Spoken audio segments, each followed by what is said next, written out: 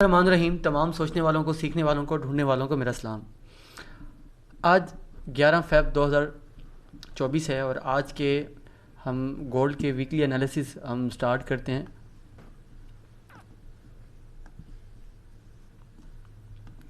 Gold के जो weekly analysis start करने से पहले अपनी चेकलिस्ट को दोबारा सामने रखते हुए हम इस वीक के एनालिसिस करने से पहले हम थोड़ा सा फॉलो अप कर लें कि लास्ट 5 फ़रवरी से 9 फ़रवरी के दरमियान जो हमने एनालिसिस किया था गोल्ड का, ऑन द स्पॉट सारी चीज़ें रहीं। कहा गया था कि गोल्ड एक हमारे एक रेंज स्ट्रक्चर के अंदर है, 15 और 4 का लेवल एक अच्छा बाइंग लेवल है। तो ये अच्छी बाई निकली, यहाँ से आपको 200-250 पिप की एक अच्छी मूव मिली। बार बार 15 से 20 के लेवल से मार्केट उठी। तो जिसने हमारे गोल्ड के वीकली एनालिसिस देखे उसको फ़ायदा हुआ, फॉलो अप मैसेज भी आते रहे थैंक्स के। तो इंशाल्लाह मेरा इस वीडियो बनाने का मकसद आपको फिर मैं बताना चाह रहा हूँ कि एक ट्रेडिंग सेंस डेवलप करना है कि एक ट्रेड लेने से पहले पीछे क्या मुहर्रकात होते हैं, क्या क्या चीज़ें हैं, वो कौन से एरियाज़ हैं, किस तरह से एक ट्रेड बनाई जाती है, ट्रेड का वेट किया जाता है, उस ट्रेड की एग्जीक्यूशन होती है। तो कमिंग वीडियोज़ का भी यही पर्पस होगा कि आपकी ट्रेडिंग सेंस में बेहतरी है। आज ये छठा वीक है और छठे वीक के आज के हम वीकली एनालिसिस स्टार्ट करते हैं। अब मुसलसल जो हमें फॉलो अप कर रहे हैं, हमारे गोल्ड के वीकली एनालिसिस देख रहे हैं, तो आप देख रहे हैं कि हम तरतीब के साथ चीज़ें चल रही हैं। तो अब आप भी मेरी बातों के साथ, मेरे एनालिसिस के साथ अलाइन कर रहे होंगे किस तरह से एनालिसिस करते हैं। सबसे पहले हम रिस्क सेंटिमेंट्स की बात करते हैं कि करंट हालात क्या चल रहे हैं। जैसे कि आपको पता है कि एक वार जो थी हमारी, हमने देखा कि इसराइल की और हमास के दरमियान, इनके दरमियान जो करंट वीक के इशू थे, कुछ सेटलमेंट हुई, इन्होंने वार को ख़त्म करने की बात की। फिर इनके इसराइल की तरफ से उस बात को रिजेक्ट किया गया कि हम 3 इसराइल के बदले 1 फ़लस्तीन नहीं छोड़ेंगे, या 1 फ़लस्तीन के बदले 3 इसराइल नहीं छोड़ेंगे। तो उस वजह से आपने देखा कॉन्ट्राडिक्शन हुई। अभी गोल्ड के अंदर रिस्क सेंटिमेंट जो है इस तरह से ज़्यादा ट्रिगर तो नहीं हुआ, एक्सट्रीम पोजीशन पे नहीं है, लेकिन रिस्क सेंटिमेंट अभी भी ऑफ चल रहा है। कई जैसे ही ये वार सिचुएशन अभी तक मंडला रही है, कभी भी कोई भी सिचुएशन मैं देख रहा हूँ कि कुछ चीज़ें सेटलमेंट नहीं हुई। डॉलर इंडेक्स के हवाले से अगर मैं बात करूं कि न्यूज़ क्या हैं और सिचुएशन क्या चल रही है, मैं आपको बता दूं कि नेक्स्ट वीक जो है न्यूज़, मैं यहाँ फ़िल्टर करके जस्ट डॉलर ही कर देता हूँ ताकि हमें पता हो कि इस टाइम डॉलर की नेक्स्ट न्यूज़ क्या आने वाली है और प्रीवियस क्या पोजीशन है डॉलर की। आप देख रहे हैं कि जो मेन हमारे पास जो डाटा आ रहा है वो सीपीआई का आ रहा है। सीपीआई का डाटा यूएसडी का कब है? ट्यूसडे को। तो ये हम कंसिडर करेंगे कि सीपीआई के डाटा अगर नेगेटिव आते हैं तो गोल्ड ऊपर जाएगा, अगर सीपीआई के डाटा पॉजिटिव आते हैं तो डॉलर जो है नीचे आएगा।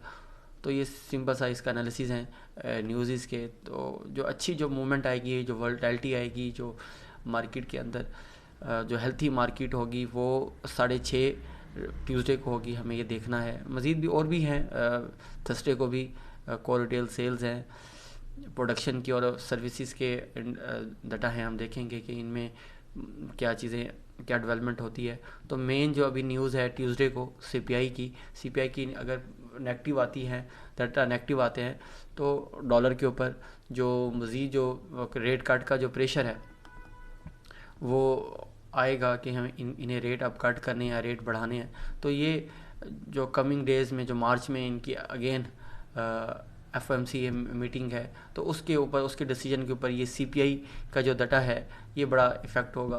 तो हम गोल्ड को एनालिसिस करने से पहले या गोल्ड में ट्रेड लेने से पहले मैं चाहूँगा कि हमें एज अ टेक्निकल ट्रेडर इस 13 फ़रवरी 6:30 बजे पाकिस्तानी टाइम यहाँ इंतज़ार करना चाहिए।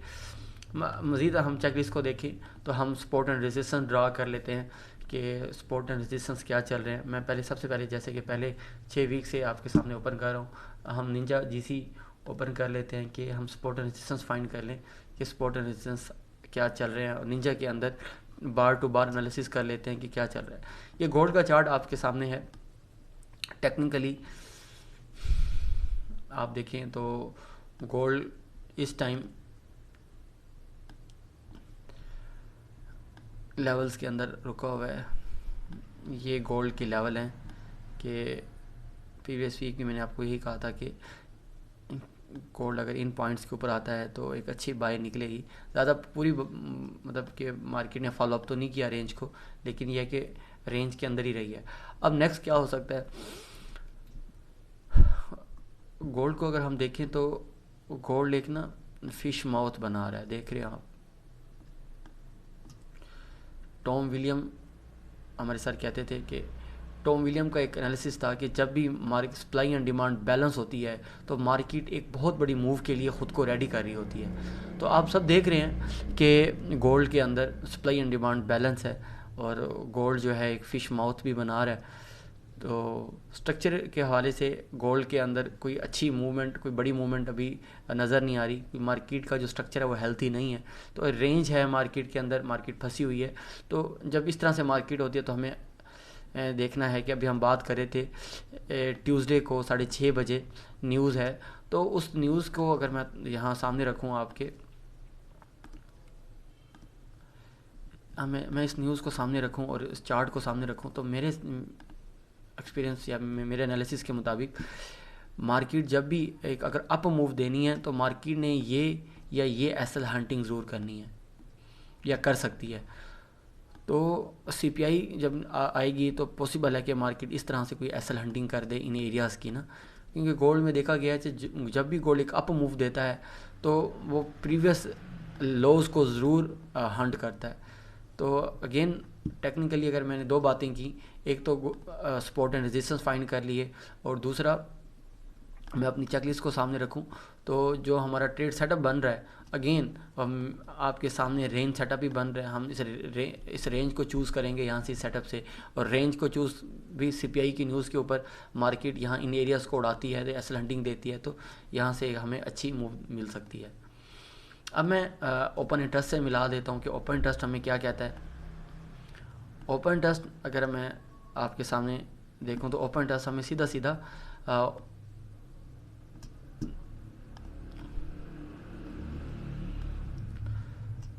ओपन इंटरेस्ट देखें, प्राइस फॉल कर रही है, ओआई फॉल कर रहा है, तो ये पहली कंडीशन है हमारे पास, ये बुलिश कंडीशन कि प्राइस फॉलिंग है, ओआई फॉलिंग है। तो हमारे पास क्या है लास्ट बार हमें बुलिश सजेस्ट कर रही है। तो ओपन इंटरेस्ट के छठा जो हमारी चेकलिस्ट का छठा पॉइंट है कि बिग प्लेयर्स हमें क्या कह रहे हैं, कोर्ट रिपोर्ट क्या कह रही है। तो कोर्ट रिपोर्ट में अगर मैं जाता हूँ तो कोर्ट रिपोर्ट में मैंने आपको पहले बताया था, क्योंकि ये हमने पिछले वीक से कोर्ट रिपोर्ट को अपनी चेकलिस्ट में ऐड किया है। कोर्ट रिपोर्ट को कैसे रीड करते हैं एक बार दोबारा बता देता हूँ। कोर्ट रिपोर्ट का एक सिंपल सा फार्मूला है, हमने नॉन कमर्शियल और कमर्शियल का कंपैरिजन देखना होता है। एज अ ट्रेडर हमने नॉन कमर्शियल का रुझान देखना है कि नॉन कमर्शियल क्या कह रहे हैं। तो नॉन कमर्शियल आप देख रहे हैं कि जो बाई में पोजीशन ऐड हुई हैं 9401 बाई में पोजीशन ऐड हुई हैं और शॉर्ट से ही पोजीशन निकली हैं। तो कोर्ट में जो रुझान है वो बाई का ज़्यादा है। तो हमारा जो 22 बन रहा है, दो चीज़ें अगर मैं देखूं, एक उसके बाद मैं रिस्क एंड रिवार्ड की तरफ आता हूँ। अच्छा, मैंने ये अब एनालिसिस लगता है बड़े जल्दी हो रहे हैं हमारे, क्योंकि हम 6 वीक से मुसलसल एक ही चेकलिस्ट पे प्रैक्टिस कर रहे हैं, तो हमारा एल्गोरिथम डिज़ाइन करना बड़ा आसान हो जाता है। आप देख रहे हैं सबसे पहले रिस्क सेंटीमेंट हमें अलाउ कर रहा है अभी कि कशीदा हालात इतने कोई साजगार नहीं है। दूसरा डॉलर इंडेक्स को हम देखें तो एक बार मैं डॉलर इंडेक्स का भी आपको विज़िट करा देता हूँ कि डॉलर इंडेक्स इस टाइम कहाँ पर खड़ा हुआ है।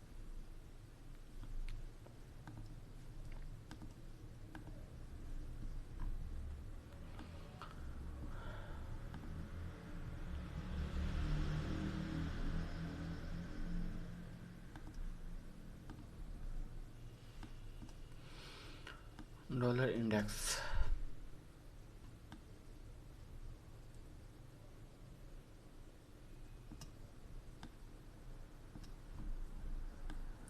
डॉलर इंडेक्स के अंदर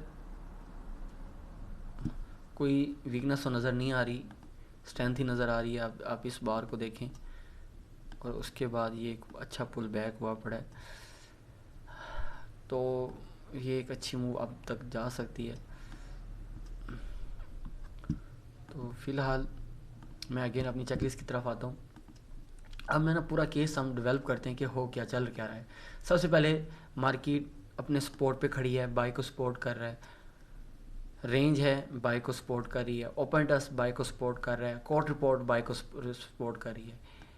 अच्छा, दूसरा अगर मैं एज अ वीएसए ट्रेडर देखूं, वॉल्यूम जो है लास्ट 25 बार्स के अंदर बाई को सपोर्ट कर रहा है, नीचे आते हुए वॉल्यूम वीक है।